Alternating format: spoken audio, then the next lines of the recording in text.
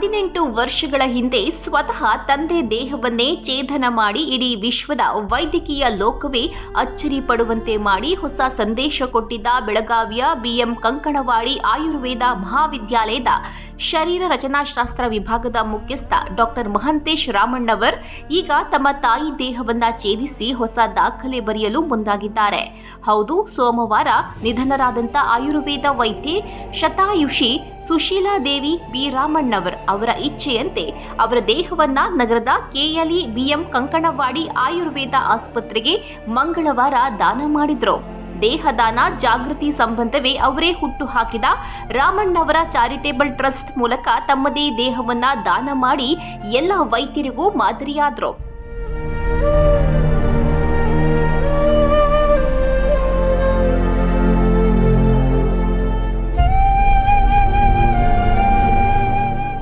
ಸ್ವಾತಂತ್ರ್ಯ ಹೋರಾಟಗಾರ ವೈದ್ಯರಾಗಿದ್ದ ಪತಿ ಬಿಎಸ್ ರಾಮಣ್ಣವರ್ ಅವರು 2008ರ ನವೆಂಬರ್ 13ರಂದು ನಿಧನರಾಗಿದ್ರು.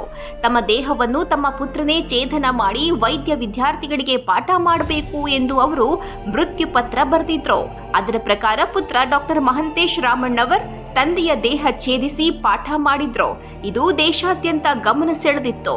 ತಾಯಿ ಸುಶೀಲಾದೇವಿ ಕೂಡ ಅದೇ ರೀತಿಯ ಮೃತ್ಯು ಪತ್ರ ಬರೆದಿದ್ದಾರೆ. ನನ್ನ ದೇಹವನ್ನು ನೀನೇ ಛೇದಿಸಬೇಕು ಅಂತ ಮಗ ಮಹಂತೇಶ್ ಅವರಿಂದ ಮಾತು ತೆಗೆದುಕೊಂಡಿದ್ದಾರೆ.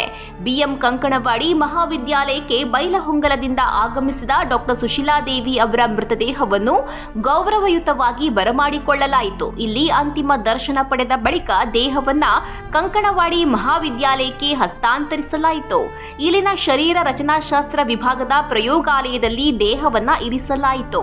ಇದೇ ಪ್ರಯೋಗಾಲಯದಲ್ಲಿ ಇಂದಿಗೂ ಸುಶೀಲಾದೇವಿ ಅವರ ಪತಿ ಡಾಕ್ಟರ್ ಬಿಎಸ್ ರಾಮಣ್ಣವರ ಮೃತದೇಹವನ್ನ ಇರಿಸಲಾಗಿದೆ. ಈಗ ಪತಿಯ ಪಕ್ಕದಲ್ಲೇ ಅವರ ದೇಹವನ್ನ ಇರಿಸಿದ್ದು ಪತಿ ಪತ್ನಿ ಮತ್ತೆ ಒಂದಾದ್ರು. ನನ್ನ ಅಣ್ಣ ಗಂಗಾಧರು, ನನ್ನ ತಮ್ಮ ಜಗದೀಶ ಹಾಗೂ ನನ್ನ ಎಲ್ಲ ಕುಟುಂಬದ ಸದಸ್ಯರು ಇವತ್ತು ಈ ಒಂದು ಅಭಿಯಾನಕ್ಕೆ, ದೇಹದಾನ, ನೇತ್ರದಾನ, ಅಂಗಾಂಗ ದಾನಕ್ಕೆ ಅಭಿಯಾನಕ್ಕೆ ಚಾಲ್ತಿ ಕೊಟ್ಟವಳು ನನ್ನ ತಂದೆಯವರು. ನವೆಂಬರ್ 13, 2008ರಂದು ನಮ್ಮ ತಂದೆಯವರು ವಿಧಿವಿಷಯರಾದರು. ಅವರ ಅಂತಿಮ ಇಚ್ಛೆಯಂತೆ ಅವರ ದೇಹವನ್ನು ಇದೇ ಮಾತೃ ಸಂಸ್ಥೆ ಕೆಎಲ್ಇ ಬಿಎಂ ಕಂಕಣವಾಡಿ ಆಯುರ್ವೇದದಲ್ಲಿ ದಾನ ಮಾಡಿದರು. ಅವರ ಕೊನೆ ಒಂದು ವಿಲ್ ಬರೆದಿದ್ರು, ಏನಂತಂದರೆ ನನ್ನ ದೇಹವನ್ನು ದಾನ ಮಾಡಬೇಕು, ನನ್ನ ಮಗನೇ ಛೇದನ ಮಾಡಬೇಕಂತ ಬರೆದಿದ್ರು. ಆ ಛೇದನಕ್ಕೆ ನನ್ನ ಎಲ್ಲರೂ ಕುಟುಂಬದವರು ಎಲ್ಲರೂ ಇದಕ್ಕೆ ಸಾಕ್ಷಿಯಾದರು. ಈ ಸಂದರ್ಭದಾಗ ಅವರೆಲ್ಲರೂ ನನಗೆ ಆತ್ಮಸ್ಥೈರ್ಯ ಕೊಟ್ಟು ನನ್ನ ತಂದೆಯವರು ಮಾಡಿದರು. ಅದೇ ರೀತಿಯಾಗಿ ನನ್ನ ತಾಯಿಯೂ ಕೂಡ ಇವತ್ತು ಏನಪ್ಪ ಅಂದ್ರೆ ಮೃತಪತ್ರ ಬರೆದಿದ್ದಾಳೆ. ತಂದೆಯವ್ರದ್ದು ಹೇಗೆ ಮಾಡಿದೆಯಲ್ಲ ಅದೇ ರೀತಿಯಾಗಿ ನೀನು ಗಟ್ಟಿ ಮನಸ್ಸಿಟ್ಕೊಂಡು ತಂದೆ ಎದೆ ಮೇಲೆ ಆಟವಾಡಿ ಇವತ್ತು ತಂದೆಯ ದೇಹವನ್ನು ಛೇದನ ಮಾಡೋದಂಥ ಶಕ್ತಿ ನಾನು ನಿನಗೆ ಇದ್ದಾಗ ನಾನು ನಿನಗೆ ಕೊಟ್ಟಿದ್ದೇನೆ. ಈಗ ನನ್ನ ಸರದಿ ಬಂದೈತಿ. ನನ್ನ ಸರದಿ ಬಂದಾಗ ನೀನು ಆತ್ಮಸ್ಥೈರ್ಯ ಕಳೆದುಕೊಳ್ಳದೆ ಅದನ್ನು ಪೂರಕವಾಗಿ ಮಾಡಬೇಕಂತೇಳಿ ನನ್ನ ಕಡೆ ಮಾತು ತಗೊಂಡಿದ್ದಾಳೆ. ಬಹುಶಃ ಭಗವಂತ ಧನ್ವಂತರಲ್ಲಿ ಪ್ರಾರ್ಥನೆ ಮಾಡ್ತೇನೆ. ಇದಕ್ಕೆ ನನ್ನ ಮಾತೃ ಸಂಸ್ಥೆ ಕೆಎಲ್ಇಯ ಮಾತೃ ಸಂಸ್ಥೆಯಾದ ಡಾಕ್ಟರ್ ಪ್ರಭಾಕರ್ ಕೋರಿ ಅವರು ಇವತ್ತು ನಾನು ಸ್ಮರಿಸ್ತೇನೆ.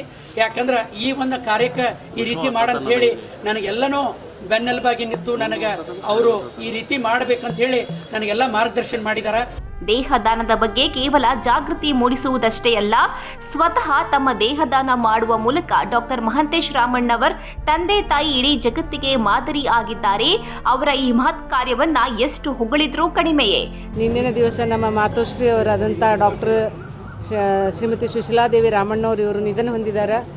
ನಮ್ಮ ತಂದೆ ತಾಯಿ ಬಗ್ಗೆ ಹೇಳಬೇಕಂದ್ರೆ ಅವರು ವೃತ್ತಿಯಲ್ಲಿ ವೈದ್ಯಕೀಯ ವೃತ್ತಿಯನ್ನು ಇಬ್ಬರು ಡೆಂಟಲ್ ವೈದ್ಯರಾಗಿದ್ದರು. ಸೊ ಅವರು ಒಂದು ದೇಶಕ್ಕೆ ಮಾದರಿ ಆಗಬೇಕಂತೇಳಿ ಸ್ವತಃ ತಾವೇ ಮೊದಲು ತಮ್ಮ ದೇಹದಾನವನ್ನು ಮಾಡಿ ಜನರಿಗೆ ಅವೇರ್ನೆಸ್ ಮೂಡಿಸಿದ್ದಾರೆ. ಈ ಕಾರ್ಯವನ್ನು ನನ್ನ ಸಹೋದರನಾದಂಥ ಡಾಕ್ಟರ್ ಮಹಂತೇಶ್ ರಾಮಣ್ಣವರು ಈತ ಅದನ್ನು ಜಗತ್ತಿಗೆ ಸಾರಿ ಅದನ್ನು ಕಾರ್ಯರೂಪಕ್ಕೆ ತೊಗೊಂಡು ಬಂದಿದ್ದಾನೆ. ಸೊ ಈ ಒಂದು ನಮ್ಮ ತಂದೆ ತಾಯಿ ಆಶೀರ್ವಾದ ಅವನ ಮೇಲೆ ಯಾವಾಗಲೂ ಇರಲಿ ಅಂತ ಹೇಳ್ತೀನಿ ನಾನು.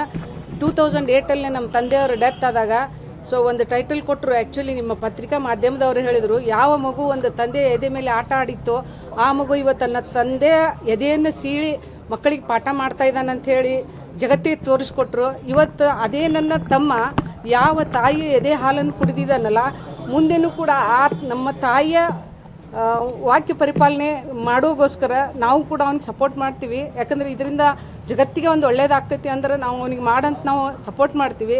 ಸೊ ಆ ಒಂದು ತಾಯಿಯ ವಾಕ್ಯವನ್ನು ನಾವು ಪರಿಪಾಲನೆ ಮಾಡಲಿ. ಸೊ ಆ ಒಂದು ತಾಯಿಯ ಇಚ್ಛೆಯನ್ನು ಪೂರ್ಣಗೊಳಿಸಲಿ ಅಂತ ಹೇಳಿ ನಾನು ಕೇಳ್ಕೊತೀನಿ. ತಾಯಿ ಕಳ್ಕೊಂಡ ದುಃಖ ಇಡೀ ರಾಮಣ್ಣವರ ಕುಟುಂಬ ಮತ್ತು ಅವರ ಸಂಬಂಧಿಕರಲ್ಲಿ ಕಂಡು ಬಂದರೂ ತಂದೆ ತಾಯಿ ಮಾತು ನಡೆಸಿಕೊಡಲು ಎಲ್ಲರೂ ಖುಷಿಯಿಂದಲೇ ತಾಯಿಯ ದೇಹದಾನ ಮಾಡಿದ್ರು.